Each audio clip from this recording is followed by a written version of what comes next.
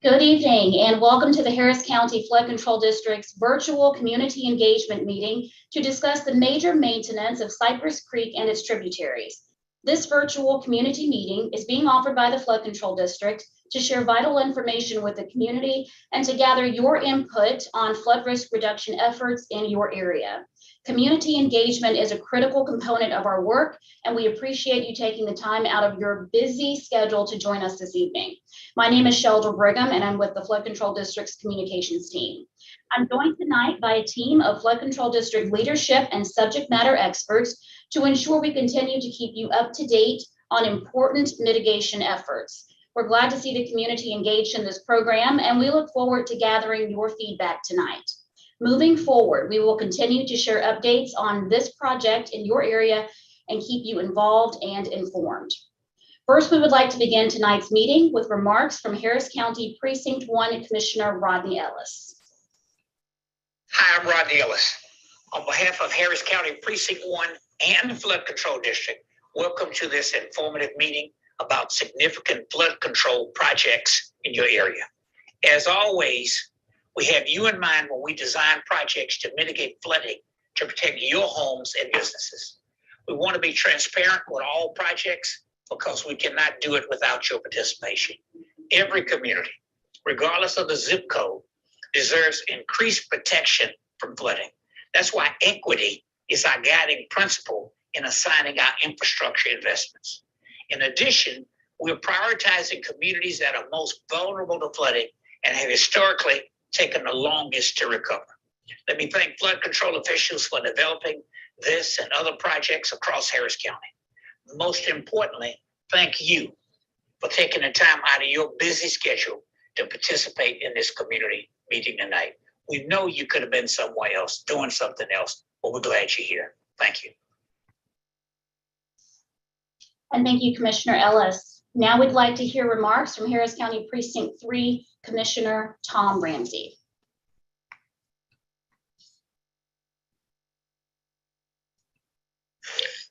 Howdy, and thank you for your time tonight. Flooding is one of the problems Harris County has been plagued with far too long. With each storm event and rain event, we're faced with the reality that our infrastructure needs, including maintenance, are challenged. And as an engineer, I believe innovation and partnerships are the key to solutions we need to ensure flood resiliency. It's important that we continue to work together with the Flood Control District to bring projects to your area. As with tonight's Cypress Creek and Tributaries meeting, we understand the significant needs for maintenance and future detention along Cypress Creek to prevent flooding. This is just one of a group of projects underway with this scope of work. We at Precinct 3 are also doing our part in conducting regular maintenance throughout your area to include de-silting ditches, storm debris removal, road reconstruction, right-of-way mowing, and more. I encourage you to visit our website. Please submit any service request you have for your area. There you'll also find Precinct 3 news and activities happening within our parks and community centers. As always, thank you for attending today's meeting, and we look forward to hearing from you about this project. We are here to serve you. And thank you, Commissioner Ramsey. We appreciate you joining us for tonight's meeting. Now, this virtual public meeting will begin with a presentation to share program updates, including an overview of the major maintenance of Cypress Creek and its tributaries, timelines, and next steps. The presentation will be followed by a virtual question and answer session with Flood Control District team members, where we'll respond to your questions and comment on some of the frequently asked questions we receive from the public.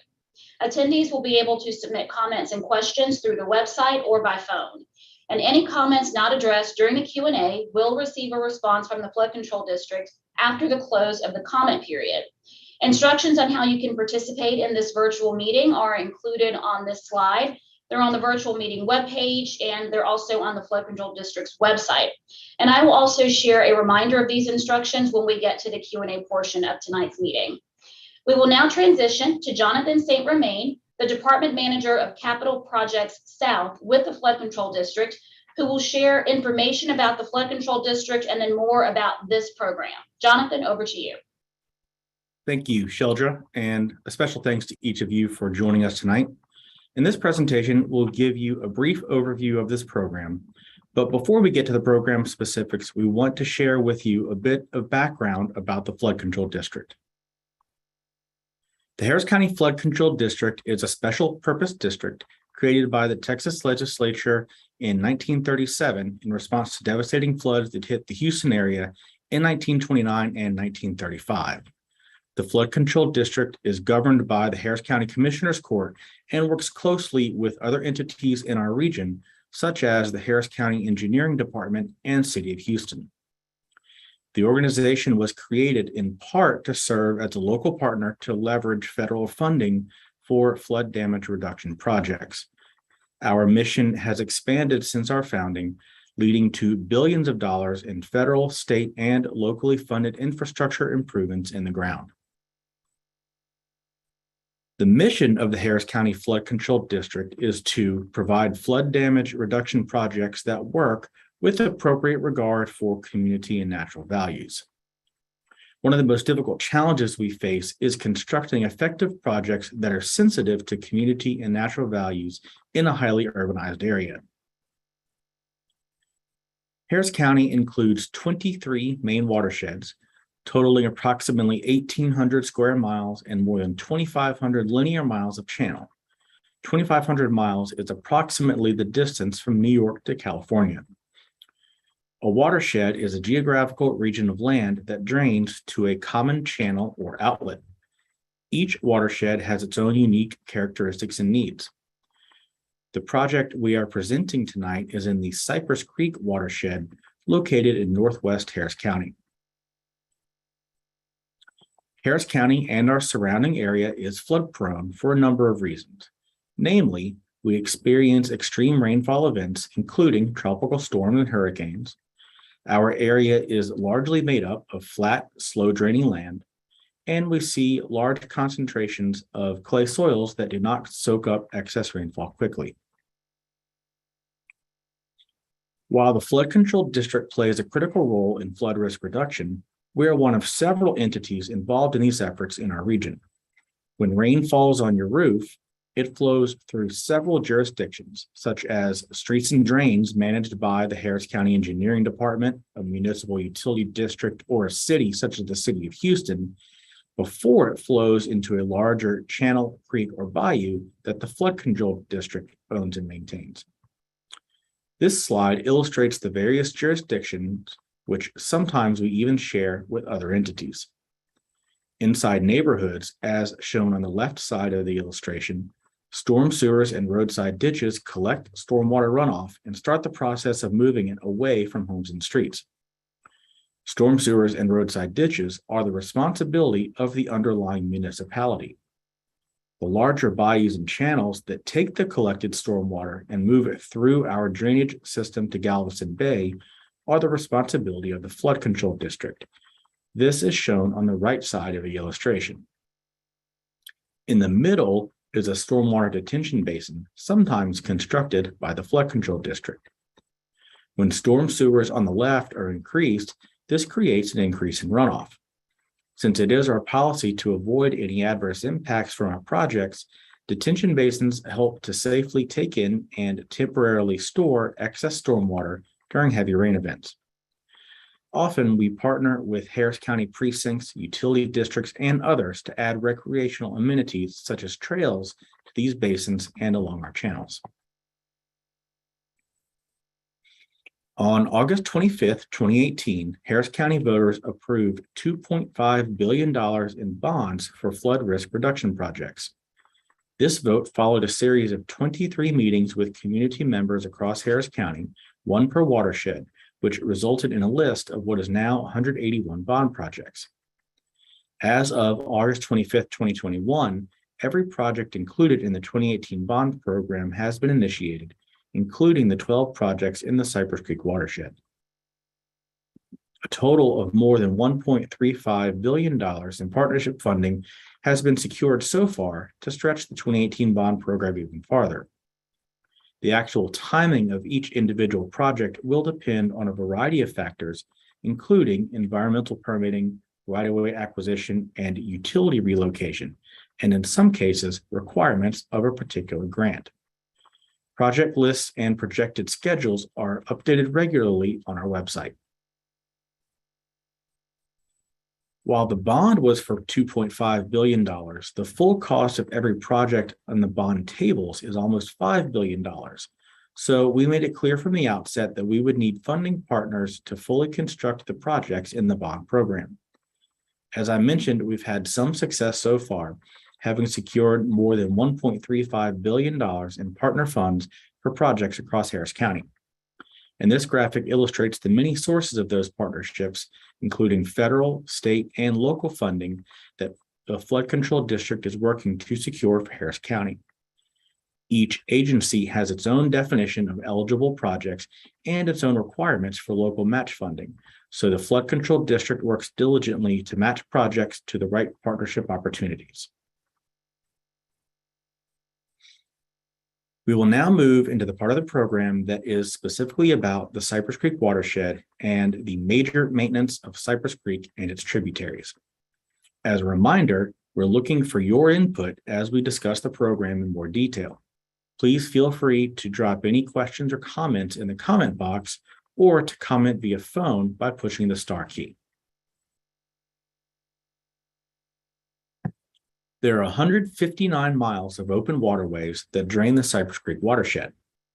The map to the right shows all of the tributaries that flow into Cypress Creek. Cypress Creek is shown with a bold blue line. The program we are talking about tonight will restore conveyance on the tributaries and main stem of Cypress Creek through channel repair, erosion repair, de-silting, and other methods. The Flood Control District completed field assessments of the channels in the Cypress Creek watershed to determine the state of those channels and the scope of work needed on each. It's important to note that these repairs will restore the areas of the tributaries and main stem to their original designed conveyance capacity and not expand or widen them. This program has a budget of $60 million, which came from the 2018 bond program. In order to maximize the number of crews and work being done, we broke up the scope of work into batches. Batches include channel projects that are grouped together by geography or other factors. We estimate that 4 to 5 batches of maintenance work can be funded through the current allocation. We'll talk about the status of each of those batches shortly. This program includes areas along the main stem of Cypress Creek, as well as tributaries where the Flood Control District has property rights. The types of channels included are either newly built or have previously been altered from their natural states. All natural channels are excluded from the program except for specific segments of the main stem of Cypress Creek. Environmental restrictions prevent work on natural channels without receiving permitting, which can be costly and time-consuming. For the first 3 batches, there will be nearly 20 miles of channel improvements in the Cypress Creek watershed. As previously mentioned, there will be multiple batches of channel improvements over the course of this program. So, why are channel repairs needed? Repairing and restoring channels back to their original design allows for channels to convey or move stormwater runoff from the watershed. It enhances positive drainage and restores the channel capacity. And finally, it creates adequate access for Flood Control District maintenance crews to mow or do repairs if needed in the future.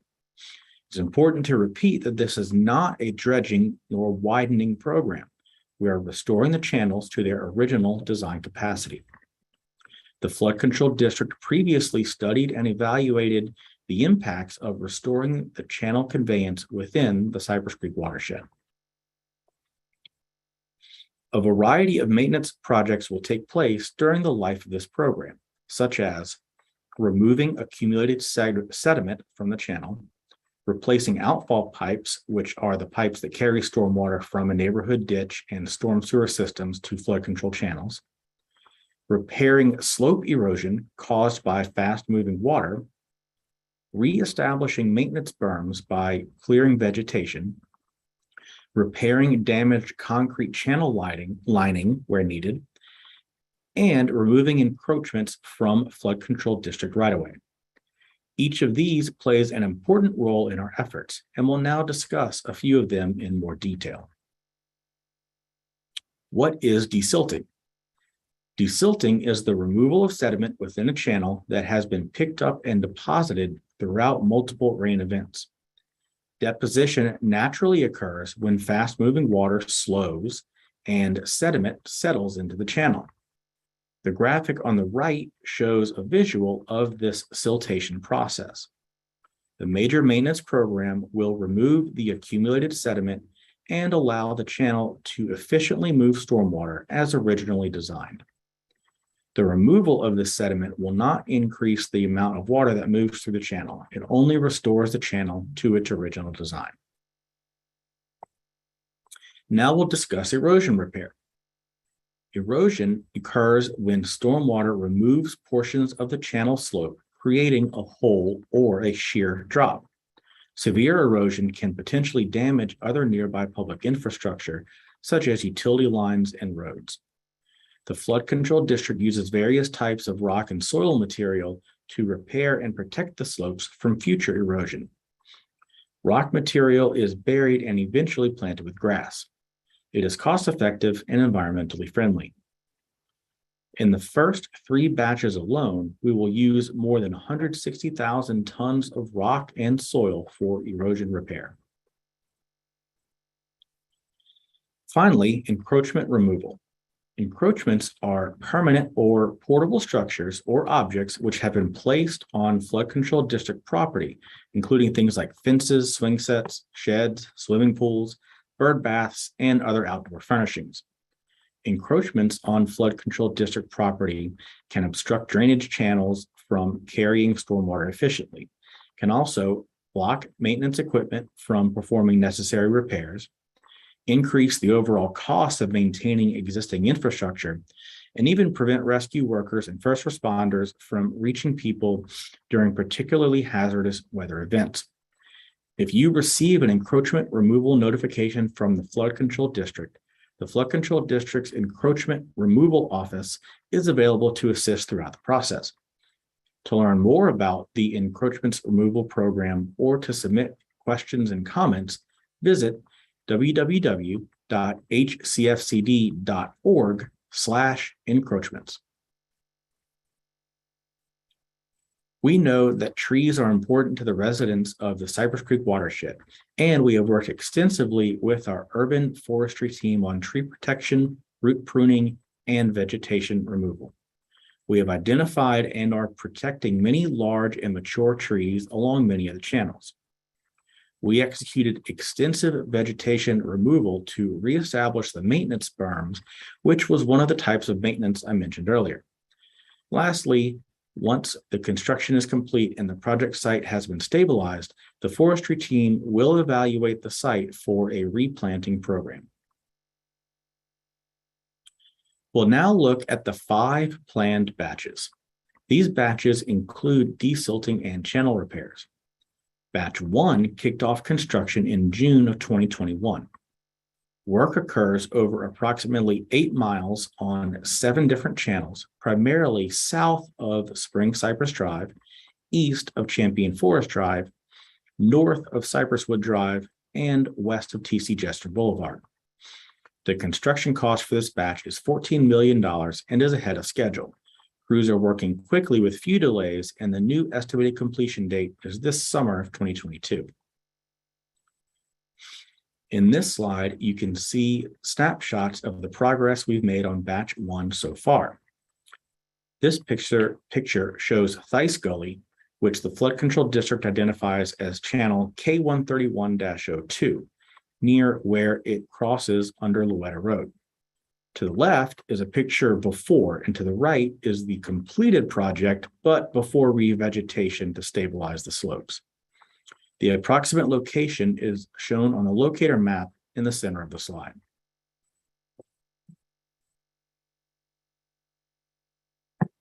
This slide shows additional progress we have made. These pictures are also of Thice Gully, channel K131-02, near Oakwood Glen Boulevard. The before picture is on the left, and on the right, you can see new concrete sloping and areas where sediment has been removed. Again, the locator map shows the approximate location.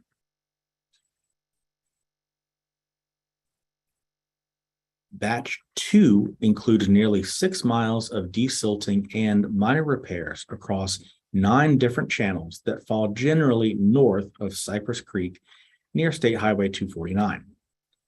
The cost for this batch is $3.3 million, and construction kicked off late last year. Like Batch 1, Batch 2 is also moving along quicker than initially expected. We now estimate that the completion date will be in the third quarter of 2022, up from winter 2023. Here are a couple of progress pictures from Batch 2. These pictures show outfall pipe that was installed on Cypress Creek Tributary K149.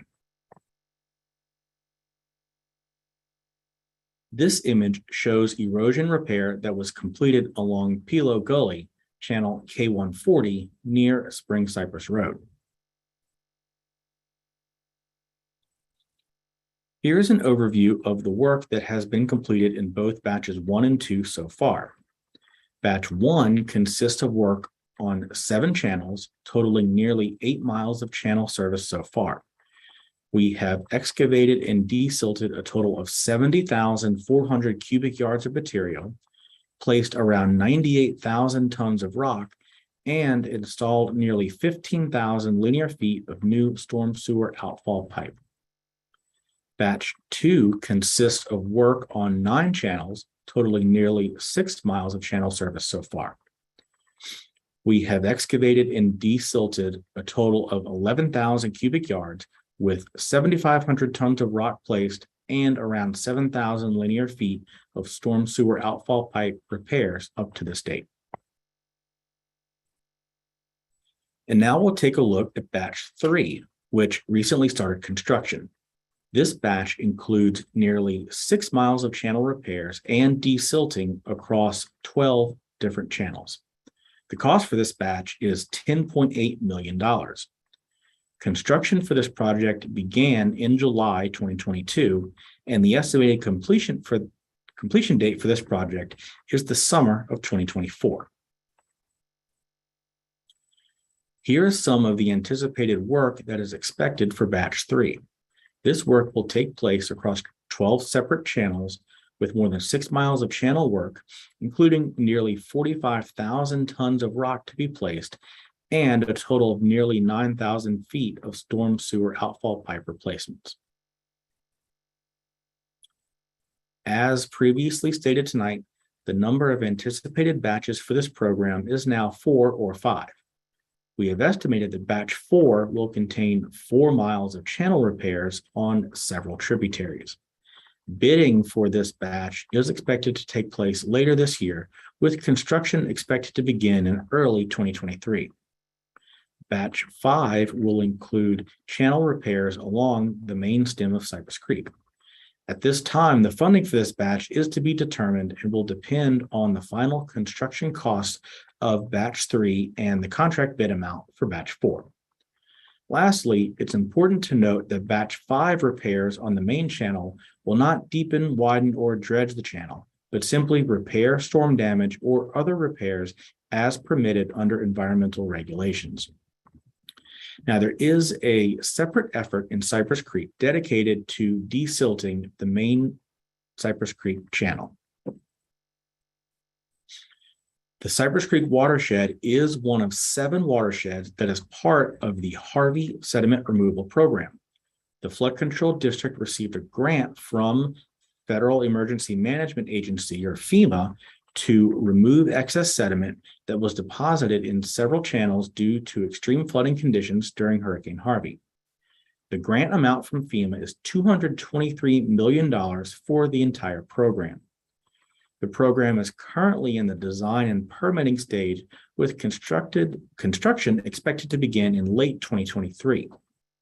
The Cypress Creek watershed itself will be receiving $24.3 million from the sediment removal program. Now let's recap the progress and future plans for the major maintenance of Cypress Creek and its tributaries program.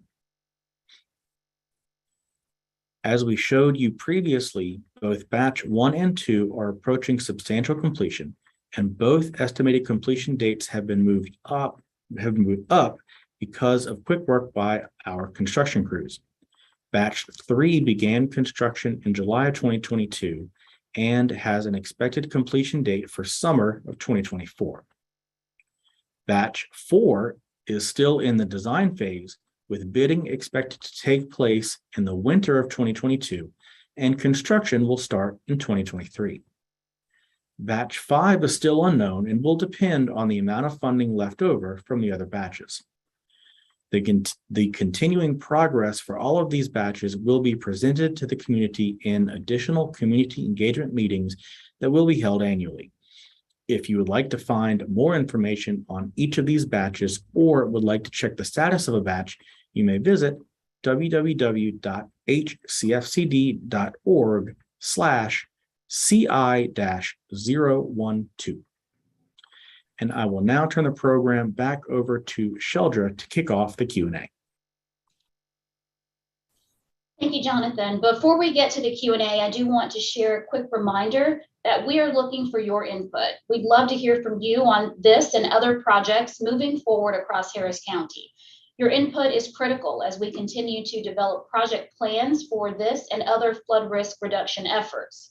All comments and questions received this evening will be considered as we develop plans for this effort, but the consideration doesn't end there. To learn more about this project, to ask questions, and to sign up for our mailing list, please visit hcfcd.org/CI-012. As a reminder, there are 3 ways that you can submit a comment about this program during tonight's session. Submit a comment on this site in the box near the presentation live stream. Submit a comment on the Flood Control District's website, that's hcfcd.org/CI-012, or submit a comment via phone at 855-925-2801. You'll want to utilize the meeting code 5830. And if you are joining us via phone tonight, please press star to leave a message. Additionally, I do want to reiterate that any questions not addressed during tonight's Q&A will receive a response from the Flood Control District following the close of the comment period. Information from this meeting, as well as a recording of the live stream, will be available on the Flood Control District's website, and you can also find that on our YouTube channel. Joining Jonathan for our Q&A session tonight are Tawana Green and Alvin Jackson with the project team. And we will now get to some of your questions. First question will be for Tawana. Why is this maintenance program only taking these man-made channels back to their original capacity instead of making them wider or deeper? Good evening. Widening or deepening these channels would increase stormwater conveyance. In other words, send additional stormwater downstream at a faster rate, which would require the Flood Control District to mitigate that impact via construction of a stormwater detention basin to make sure downstream communities would not face an increased flooding risk. Furthermore, such a project could require the buyout of additional right-of-way, both of the channel widening itself and for the additional stormwater mitigation as well. However, bringing the channel back to original design and restoring its original capacity does not create new adverse impacts and does not require additional stormwater detention mitigation. Thank you, Tawana. Our next question is for Alvin. Why is there a stormwater detention basin in this program? I thought it was just tributaries. There is one stormwater detention basin repair included in batch 3. It's near the Foxwood neighborhood and the confluence of Cypress Creek and Spring Creek.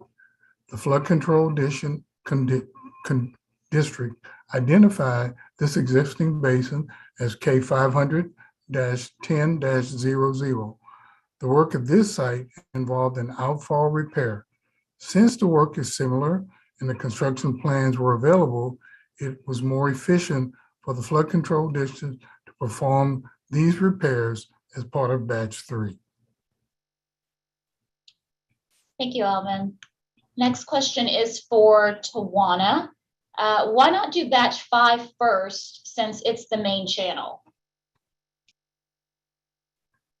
The main channel of Cypress Creek is a natural channel, and because it's natural, it would require environmental permitting, which can take a long time compared to channels that do not require environmental permitting. So in order to see progress on the ground quicker, batch 5 is not being done until the end. Okay, thank you, Tawana.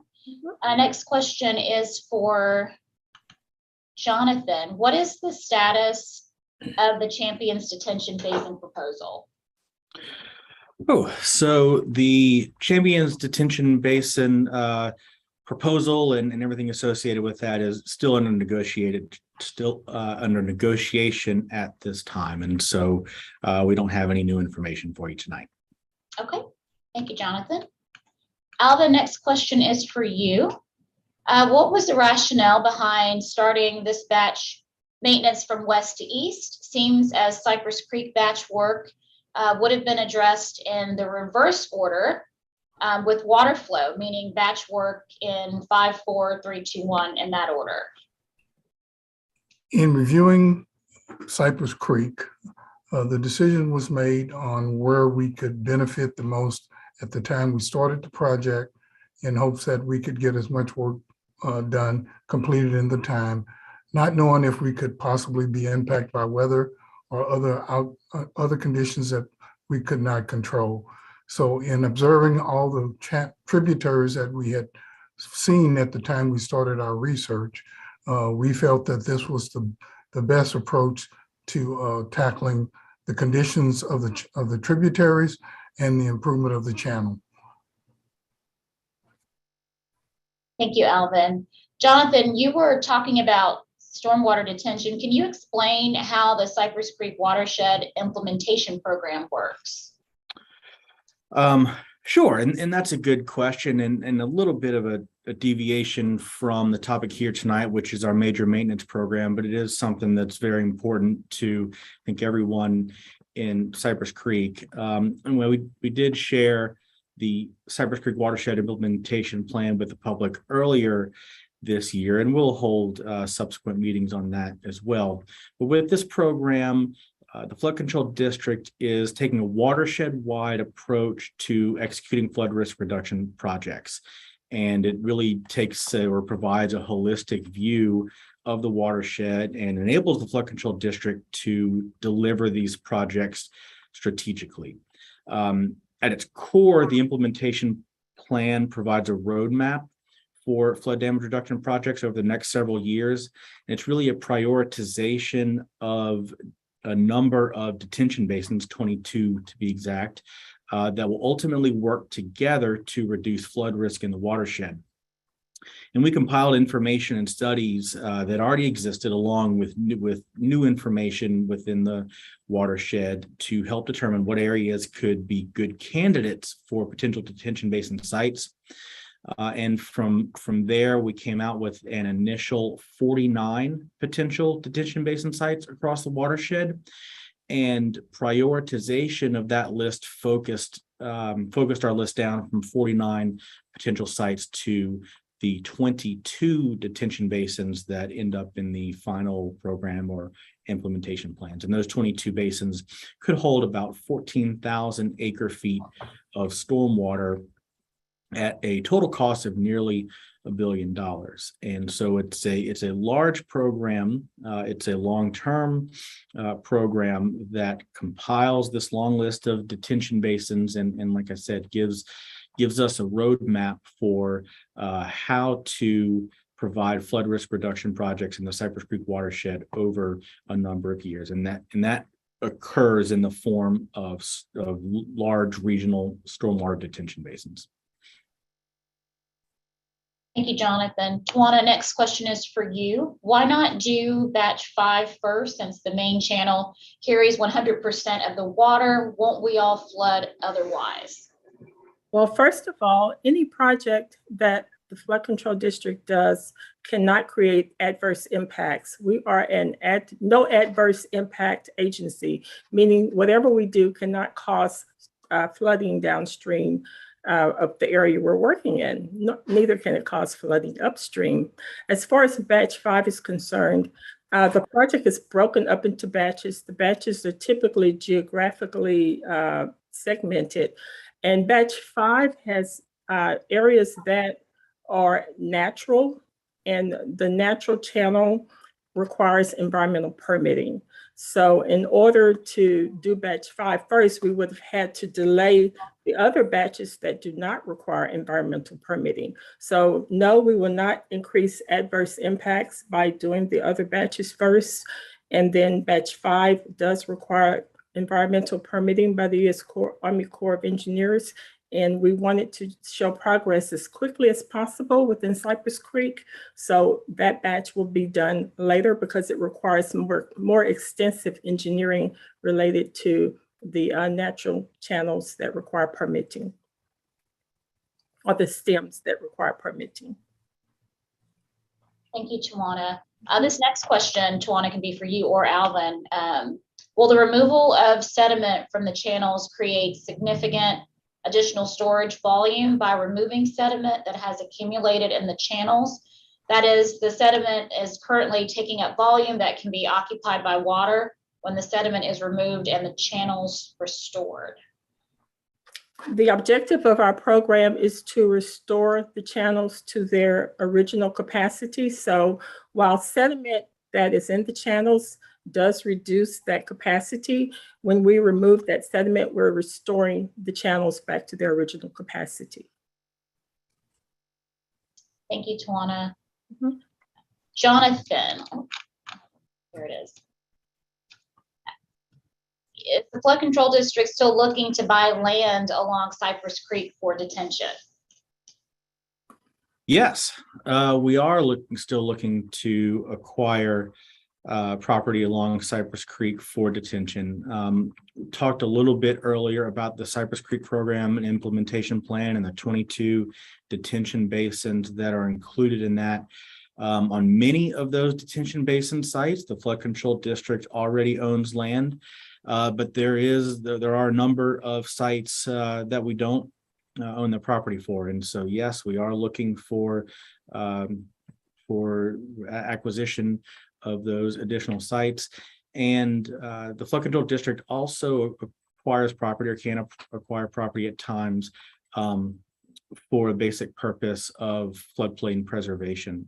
And there is a specific bond program project for the acquisition of property within the Cypress Creek watershed. And we have been utilizing that bond program project, and we are continuing to do so. Thank you, Jonathan. Alvin, another question about schedule. What was the decision behind performing the batch work serially versus concurrently? Seems if work had been performed concurrently, the majority of the batch would be complete. The batches were basically designed in that order, primarily because we wanted to get the most effect out of the funding, as well as picking locations that we felt that needed the majority of the work to increase the confluent in the channel, and also not put great impact on the main channel or any channels that were associated in relationship to those tributaries that were adjacent to them. So we evaluated the overall impact when we looked at tributaries and particular areas when we started these particular projects. Thank you, Alvin. Tawana, is the flood control district interested in buying more large plot land near and close to current tributaries? The flood control district needs additional stormwater detention volume, as Jonathan mentioned earlier, as a result of our need for 23 detention basin sites. So we are looking at buying property, but it depends on the location and also the implementation program and how particular property would fit into that plan. Yeah, and I can add to that real quick, Shelja. In general, what we found as our consultants studied the hydrology and hydraulics for the implementation plan, in general, we see more flood risk reduction benefit with detention basins that are immediately along and adjacent to main stem Cypress Creek. Detention basins that would be placed up along the tributaries just don't have as significant of a benefit and are not as efficient as detention basins along main stem Cypress Creek. And so there is a difference there in properties or large lots and acquiring large properties adjacent to main stem Cypress Creek versus the tributaries. Thank you, Jonathan. Do you want to give everyone at home a quick reminder? A lot of questions coming in, but there are 3 ways that you can submit a comment about this program during tonight's session. You can submit a comment on this site in the box near the presentation live stream. Submit a comment on the Flood Control District's website at hcfcd.org/CI012, or you can submit a comment via phone, and that number is 855-925-2801. You'll want to utilize the meeting code 5830. And if you are joining us via phone tonight, please press the star button to leave a message. I do want to remind you that any questions not answered tonight will receive a response from the Flood Control District following the close of the comment period. The information from this meeting, as well as a recording of the live stream, will be available on our website, and you can also find that information on our YouTube channel as well. And we will get back to some of your questions. Next question will be for Jonathan. Cypress Creek needs to be bigger. Why aren't you dredging Cypress Creek to make room for more stormwater? So this is a question that we do get a lot. And I think the first thing when we hear questions about dredging is maybe clarify semantics of what we mean when we talk about dredging. As we discussed in the presentation, what we can do and do plan to execute is de-silting, and that's the removal of sediment that has been building up in the channel, either over time or that can happen significantly with large storm events. There you go. That's the good exhibit that shows how sediment can accumulate in a channel over time. And so this is something that we are able to do. We are able to de-silt the channel and remove that sediment. Now, sometimes or often this is subject to Army Corps of Engineers regulation, but this type of de-silting is different from what we would call a full-on dredging, which would be the removal of material from the very bottom of the channel and would include widening and deepening of that.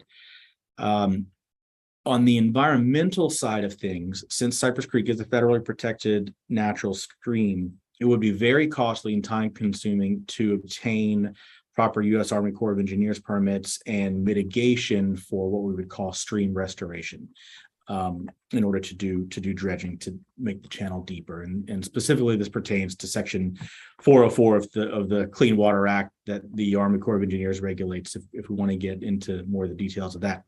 But second, anytime you increase channel conveyance, and that means more flow in the channel, Tawana mentioned this earlier, we could cause an adverse impact to someone else downstream. And so we can't just increase the conveyance of Cypress Creek without building stormwater detention specifically for the purpose of mitigating for that increased flow that could end up somewhere else. And third, by building what we would call an engineered channel wider, we would end up with really what would be an insurmountable task of property acquisition. The slopes of Cypress Creek right now are very steep. And if we were to rebuild and widen those slopes and flatten those slopes, which is what we would have to do based on our current criteria and to make or to prevent erosion in the future from constructing a channel, they would have to be constructed much flatter in order to be stable. And so this would cause the corridor to be potentially hundreds of feet wider than it already is, and that would swallow up lots of land on either side of it. And so there's several reasons why it's really just an insurmountable task to talk about truly widening and deepening Cypress Creek. And that gets back to the conversation of our Cypress Creek implementation plan, the program that recommends detention basins as the best method for flood risk reduction in Cypress Creek. And so for large scale regional flood risk reduction in Cypress, we have the detention basins recommended in the implementation plan. And for major maintenance, which is what we're talking about here tonight, to kind of bring this back to topic here, I think what we can do and are accomplishing here is this de-silting task as shown on the screen, where we're able to remove the sediment that has built up in the channel over time. Hope that helps answer the question. Thank you, Jonathan. Alvin, next question is for you. What is the Harvey Sediment Removal Program, and what impact does it have on this Cypress Creek maintenance program? Harvey Sediment Removal Program is a $250 million partnership project with the Federal Emergency Management Agency to remove sediment from multiple watersheds, including the Cypress Creek watershed.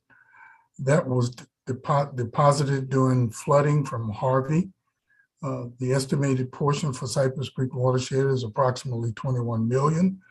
The Harvey Sediment Removal Program complements the major maintenance program and provides Cypress Creek with additional funds to remove sediment accumulations along the channel. All right, thank you, Alvin. Next question is for Tawana. If I have an issue with work that is being done near my house in connection with this program, who can I talk to about it? The best way to report an issue in connection with the program is through the Flood Control District's Service Request Center. And there is a link to the Service Request Center from the homepage of the Flood Control District's website. And our website is at www.hcfcd.org. And when you go there, click on the word community at the top right side of the homepage. Thank you, Tawana. Alvin, next question is for you. Does the Cypress Creek maintenance program include Little Cypress Creek? The maintenance program does not include Little Cypress Creek. Cypress Creek has a program of its own that's also contributing to this particular improvement that we're working on in the Cypress Creek. No, the major program exclusively involves the main stem of Cypress Creek and its tributary. The program will not include Little Cypress Creek. Thank you, Alvin. Jonathan, what is being done, the sediment we mentioned earlier, what's being done with the sediment that is removed? Is it being used to fill or taken to a disposal site? Yeah, so that's typically taken to a disposal site, and when our engineers design the plans and put out the project to public bid, we don't dictate what the contractor or where the contractor takes the material. Now, we do have rules regarding where that material can't go. Specifically, that material cannot be placed anywhere in a floodplain. And so while we don't specify where the contractor takes the material, the contractor still does have to submit to our construction managers what's called a submittal and let us know where they are taking it, and we have to approve the site where they say they're taking the material, and it cannot be within the floodplain. Thank you, Jonathan. Tawana, will this program eliminate flooding in the Cypress Creek watershed? Although this program will reduce the risk of flooding in the area, the risk of flooding will remain. The Flood Control District recommends that everyone in Harris County and surrounding areas purchase flood insurance to protect against the possibility of personal and financial loss. You can visit www.hcfcd.org/MAAPNEXT to learn about the Flood Control District's MAP Next initiative, which aims to produce Harris County's most comprehensive and complete set of flood hazard maps and information for the area. Thank you, Tawana. Alvin, can you clarify what the geographical area of Batch 5 consists of?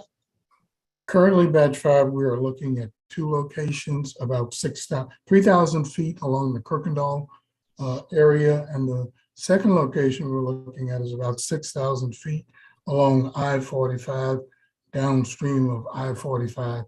These have been 2 areas that we specifically decided to locate based on what we had learned in terms of the amount of sediment and damage in the area. Also, it will involve a great deal of environmental study. Again, everything on Batch 5 somewhat may be affected by what we indicated, what projects batches 3 and 4 will cost, and what the funds will be as we move forward in this program. Thank you, Alvin. Jonathan, if flooding is an issue in the Cypress Creek watershed, why allow any more homes or structures to be built? So this question really concerns regulation of development in Harris County, and government can't prohibit the lawful use of private property without compensation. In Harris County, development is regulated by the underlying municipality, which in this area would be Harris County and its permit office. And regulations around development typically focus on property within the 100-year program, and there's lots of criteria these days that really started coming into place in the late 80s and 90s regarding detention and mitigation for floodplain fill, and that criteria over the years has gotten more stringent regarding development and what has to be done when properties come in and want to develop.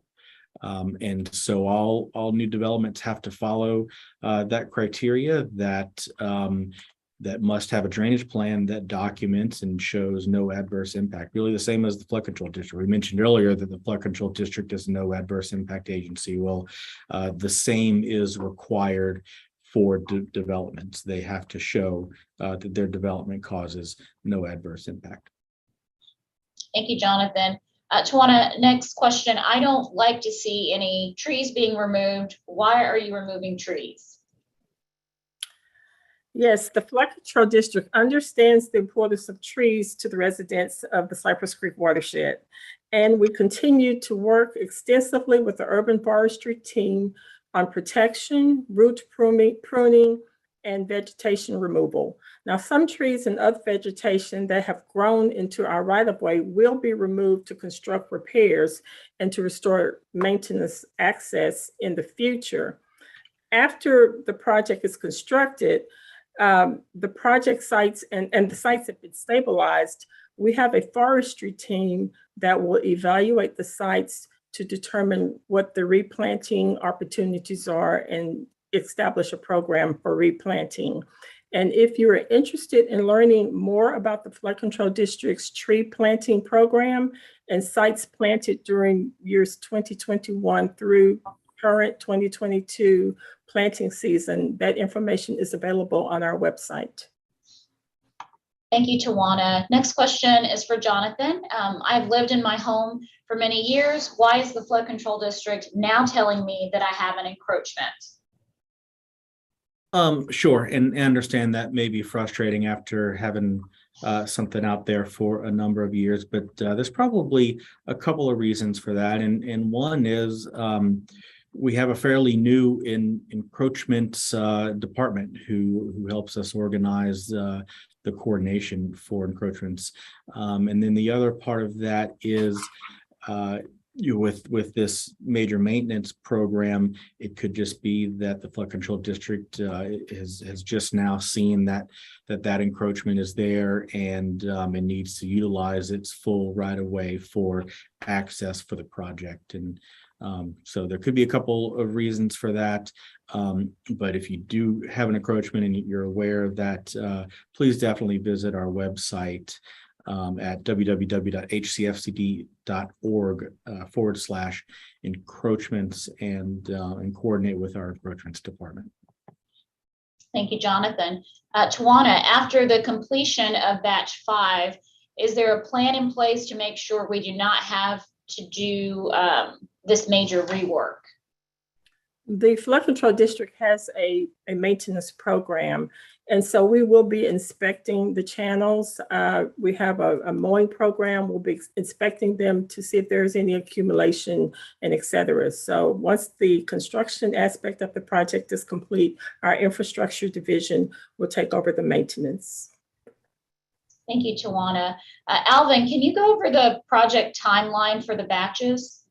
Yes, batch 1 will be completed here shortly, probably the early part of the fall quarter. Batch 2 is scheduled to complete around the end of the year, more near the end of the fourth quarter. Batch 3 has just started, approximately it started actually the week of July the 18th, and it will be completed somewhere in the third to fourth quarter of 2024. Batch 4 is currently in design and is expected to go to construction around the fourth quarter of this year, and it will be completed in the early part of 2024. Again, batch 5 we have not anticipated the schedule on it yet. We're still working on the environmental impact. What the environmental studies will tell us what will be needed to complete the work involved there, and the permitting, and also the cost factor, as we indicated earlier, that we're looking at what the cost of batches 3 and 4 will cost and where our funds sit at that time. And Tawana, I guess the follow-up for that would be, what are the funding sources for this program, and will you have enough to complete the program? The funding source for the program is the 2018 bond fund, and the ID for that is CI-012. Now, as far as completing the program, we mentioned earlier that we have, I think we mentioned that we have $60 million allocated for this program. What we did mention earlier is that we'll know more about how much we can actually get accomplished in batch 5 or even possibly beyond after we better get an understanding of what batch 4 will bid for, and then have an updated cost on batch 3 as construction progresses, because we are limited to the $60 million at this time. So we will know more after we advertise and get bids on batch 4 and get a better insight as to anything that's going to be added to batch 3 that just started construction that may need to be done. Thank you, Tawana. Alvin, will a significant number of trees be planted along the restored channel slopes and the tributaries and along Cypress Creek? After the project site has stabilized, the forestry team will evaluate the sites for replanting in their programming, and information about the flood control district tree planting program is one that you can visit on site planning during the 2021 planning season. Is also available on our site. At this time, they have not determined how many trees will be planted, but that will be evaluated, and they will move forward with tree replacement if in the event that we've removed some trees in a particular area. All right, thank you, Alvin. Just one follow-up question for you. This will be our last question. Are there any obstacles preventing the batch 5 study from starting this year? Well, batch 5 is just in the early stages of evaluation, so it is not nowhere near likely that it will start in this year. All righty, and I think we got all of our live questions in. Again, if you submitted a question and we did not get to it this evening, you will receive a response after the close of the comment period. I do want to share one final reminder that the comment period does run through August 18th, but of course, we're always looking for your input and your engagement. We also encourage everyone to get flood insurance, as we've said many times tonight, because flood season runs year round.